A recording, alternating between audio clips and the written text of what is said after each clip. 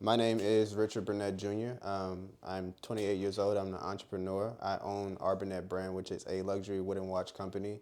I first started in 2019 in Baton Rouge, Louisiana. And so it's been about almost 4 years now. I've been expanding to different states. I've been in about 42 different states when it comes down to selling, my products, and just wanted to come out to Seattle and expand and broaden my audience. With the watches. So I started off pretty much a spur of the moment idea. So I was working at a company called CarMax as a sales consultant, and one of my good friends told me like, "Hey, if CarMax fired you tomorrow, what would you do?" So that, to be quite frank, scared the hell out of me. I wanted so like I started avidly looking at for other sources of income to like add to, my main source. So the idea of creating a brand, and then came to my mind because I've always was known for style and just how I present myself, and everybody always admired me in that way. So I always wanted to brand myself from admiring other brands like Ralph Lauren, Michael Kors, and all kind of brands like that. So it's like, okay, cool. You want to brand yourself, but what product do you want to put out there? And watches was perfect because it's the endless amount of marketing and the value that you can put into it. It's something that can stay in a family for, forever. So I came across that idea, and I just did countless amount of research and just, figuring out how I can design them, how I can manufacture them, and it just started to connect the dots so well, and it became my main source of income. So it's like, within that time frame, getting fired from that actual position, he kind of like spoke that into existence. But within that time frame, a lot happened within my life, and God was telling me like, hey, this is something that you should grasp onto and just, create this as your anchor, and that's what I did.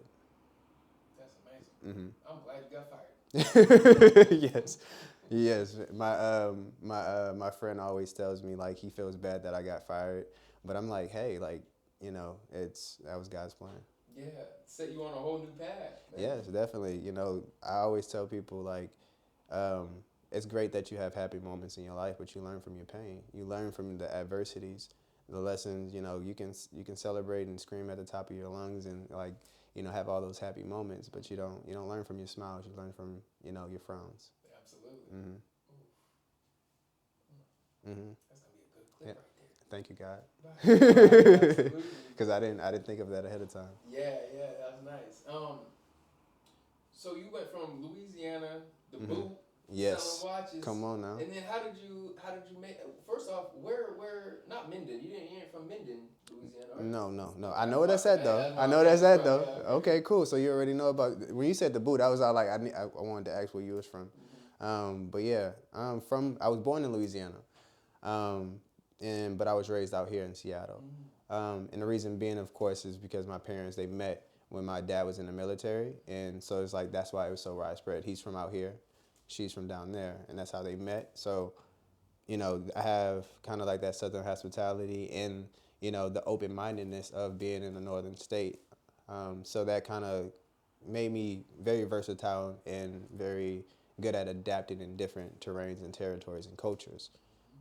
So yes, I am from the boot. I started there, born there, raised out here, always been back and forth.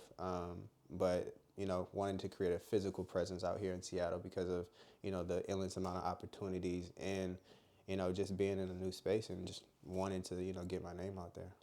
Absolutely. Hmm. That's awesome. Came a long way from the boot. Yep, 2,000, like about 2,200 miles away or something. Yeah. Like it's a long way. I get that question a lot. Like people like saying like, what brought you here? I love it here, but like the food there, the culture there, the way people talk, the way the bounce music from New Orleans, and the culture in Baton Rouge. That's something that can never be recreated. That's something that you can't just bring to another state. Of course, yes, they have Popeye's chicken and Cajun food and Louisiana style restaurants out here, but it's never the same as being in that atmosphere. You'll never have grandma's hot water cornbread. Right, right. So that's something that like I will always miss.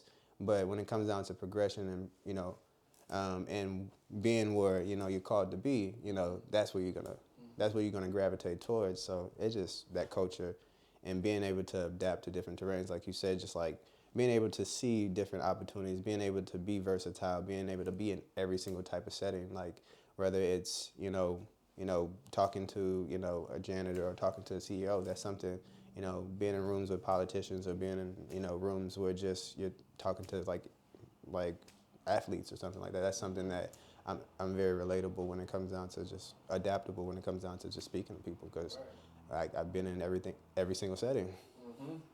It takes money to make money, so of course, I've done stuff on the side to, fund this and whatnot. But as far as the past, since 2019, this has been my primary focus of like growing this business and making sure that, I'm propelling my name, propelling the story, propelling who I am as a person, and also, just getting my products and my name out there.